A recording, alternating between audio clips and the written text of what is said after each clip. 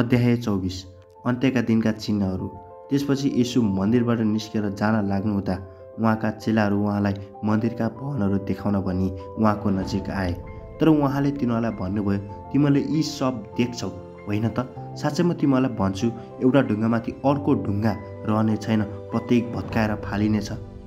येशू जैतुन डाँडामा बस्नुहुँदा चेलाहरू एकान्तमा उहाँ कहाँ आएर सोधे, हामीलाई भन्नुहोस् यी कुरा कहिले हुनेछ र तपाईँको आगमन र यस युगका अन्त्यको चिन्ह के हुनेछ? तब येशूले तिनीहरूलाई जवाब दिनुभयो, होसियार रहो, कसैले तिमीलाई भ्रममा नपारोस्, किनभने धेरैजना मेरो नाममा म क्रिस्ट हुँ भन्दै आउनेछन् र धेरैलाई बहकाउनेछन्। तिमीले युद्धहरू र युद्धहरूका हल्ला सुन्नेछौ, नघबराऊ, किनकि यी हुन आवश्यक नै छन्, तर अन्त्य त त्यति नै बेला हुँदैन। किनभने जातिको विरुद्धमा जाति र राज्यको विरुद्धमा राज्य उठ्नेछ र ठाउँ ठाउँमा अनिकाल र कुपंगा हुनेछ। तर यी सब त प्रसव वेदनाको सुरु मात्र हो। तब तिनीहरूले तिमीलाई सङ्कष्टको लागि सुम्पिदिनेछन् र तिमीलाई मार्नेछन् र मेरो नाउँको खातिर सबै जातिहरूले तिमीलाई घृणा गर्नेछन्। तब धेरैजना भट्केर जानेछन् र ठेस खानेछन् र एउटाले अर्कालाई विश्वासघात गरेर सुम्पिदिनेछ र घृणा गर्नेछ। धेरै झुटा अवक्ताहरू खडा हुनेछन् र धेरैलाई बहकाउनेछन्। दुष्टता बढेको हुनाले धेरैको प्रेम सेलाएर जानेछ, तर आखिरसम्म स्थिर रहने चाहिँ बचाइनेछ। अनि राज्यको यो सुसमाचार सारा संसारमा सबै जातिहरूका लागि गवाईको निम्ति प्रचार गरिनेछ, त्यसपछि अन्त आउनेछ।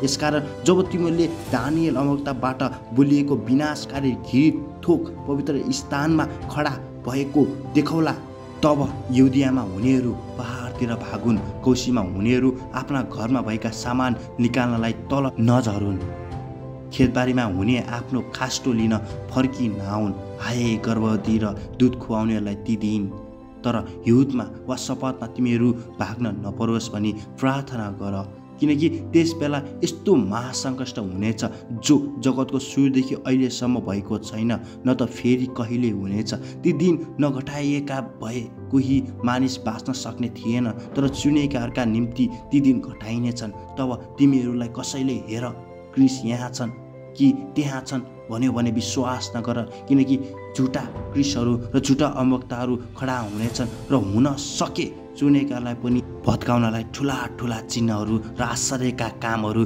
देखाउनेछन्। याद राख, मैले तिमीलाई अघिबाटै भनिदिएको छु, यदि तिनीहरूले तिमीलाई हेर उनी उजाड स्थानमा छन् भनी भन्छन् भने बाहिर निस्केर नजाऊ, अनि हेर उनी भित्री कोठामा छन् भने पनि विश्वास नगर। किनकि जसरी बिजुली पूर्वबाट चम्कदा पश्चिम समय उज्यालो हुन्छ, त्यसरी नै मानिसको पुत्रको आगमन हुनेछ। जहाँ सिनु हुन्छ त्यहाँ गिद्धहरू पनि जम्मा हुन्छन्। ती सङ्कष्टका दिनको तुरुन्तै पछि सूर्य अँध्यारो हुनेछ र चन्द्रमाले आफ्नो चमक दिने छैन र ताराहरू आकाशबाट खस्नेछन् तथा आकाशका शक्तिहरू हल्लाइनेछन्। तब मानिसको पुत्रको चिन्ह आकाशमा देखा पर्नेछ र पृथ्वीका सब जातिहरू विलाप गर्नेछन् र तिनीहरूले मानिसको पुत्रलाई आकाशका बादलमा शक्ति र ठुलो महिमा साथ आइरहेको देख्नेछन्। उसले आफ्नो स्वर्गदूतहरूलाई तुरैको ठुलो आवाजको साथ पठाउनेछ र तिनीहरूले आकाशको एक छेउदेखि अर्को छेउसम्म चारै दिशाबाट उसका चुनेकालाई भेला गर्नेछ। तर अन्जिरको रुखबाट एउटा शिक्षा ल्याऊ, जब त्यसका हाँगाहरू कोपिलाहरू हुन्छन् र रुखले पालुवा फेर्छ, तब ग्रीष्म ऋतु आएछ भने तिमीहरू थाहा पाउँछौ।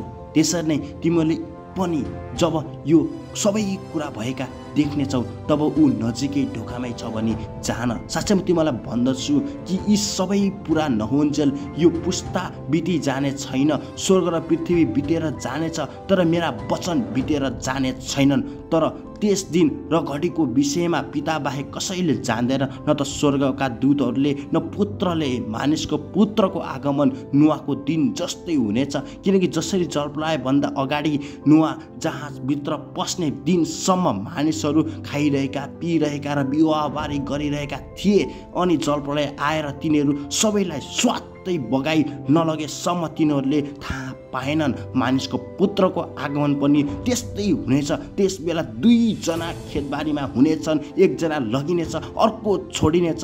2 स्त्रीहरू जातो पिडिरहेका हुनेछन्, एउटी लगिनेछ, अर्को छोडिनेछ। यसकारण जागा रह, किनकि कुन दिन तिमीहरूको प्रभु आउनुहुनेछ सो तिमीहरूले जान्दैनौ। तर यो जान कि घरको मालिकले चोर रातको कुन पहरामा आउँछ भनी जानेको भए ऊ जागा रहने थियो र आफ्नो घर फोर्न दिने थिएन। यसकारण तिमीहरू पनि तयार रह, किनकि मानिसको पुत्र तिमीहरूले नचिताएको बेलामा आउनेछ।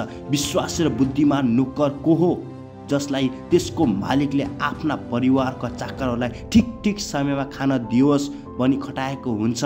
त्यो नोकर धन्य हो जसलाई मालिक आउँदा यसै गरिरहेको भेटाउनेछ। साँच्चै म तिमीलाई भन्दछु, मालिकले त्यसलाई आफ्नो सारा सम्पत्ति माथि जिम्मेवार नियुक्त गर्नेछ।